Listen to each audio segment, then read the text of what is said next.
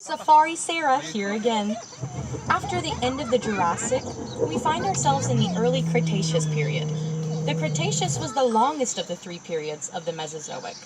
The Cretaceous period saw all kinds of strange new life forms, including weird new plants that we call flowers. We're starting off in what is now England during the early Cretaceous, roughly 120 million years ago. The duck-billed dinosaur you see is what we call an iguanodon, and it's one of the first dinosaurs to be discovered and named. Some of you might have already guessed that iguanodon means iguana tooth. When iguanodon was discovered in England, no one had ever even heard of dinosaurs yet. So when it came time to name this bizarre new animal, the only similarities anyone could think of were that its teeth kind of looked like the teeth of an iguana, only bigger. The very first drawings of iguanodon depicted it as a giant iguana-like creature.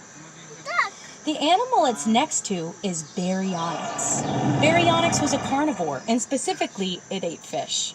We know that it ate fish because when the first Baryonyx skeleton was found in England in the 1980s, it had fossilized fish bones and fish scales inside of its belly, along with a few bones from a young iguanodon.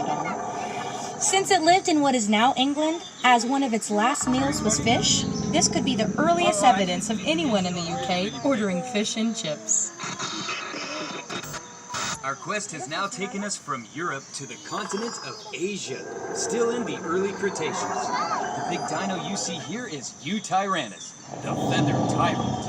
Eutyrannus is part of the Tyrannosauridae family. That means it's a relative of the T-Rex.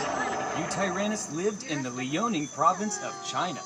What makes Eutyrannus special is that it is the largest dinosaur that we know of with feathers.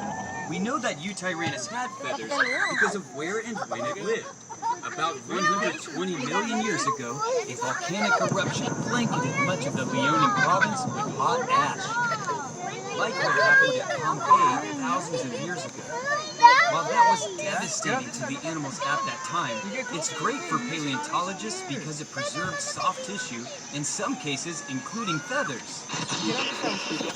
Hi, it's Park Ranger Marty again, and welcome to the early Cretaceous, North America. The furry guy is Utahraptor.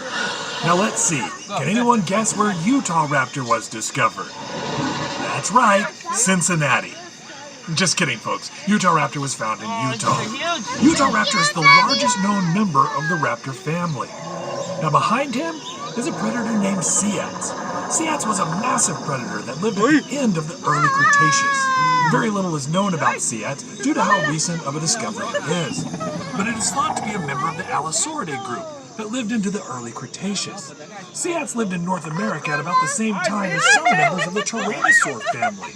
But those Tyrannosaurs didn't get any larger than about the size of a Great Dane, because the alpha predator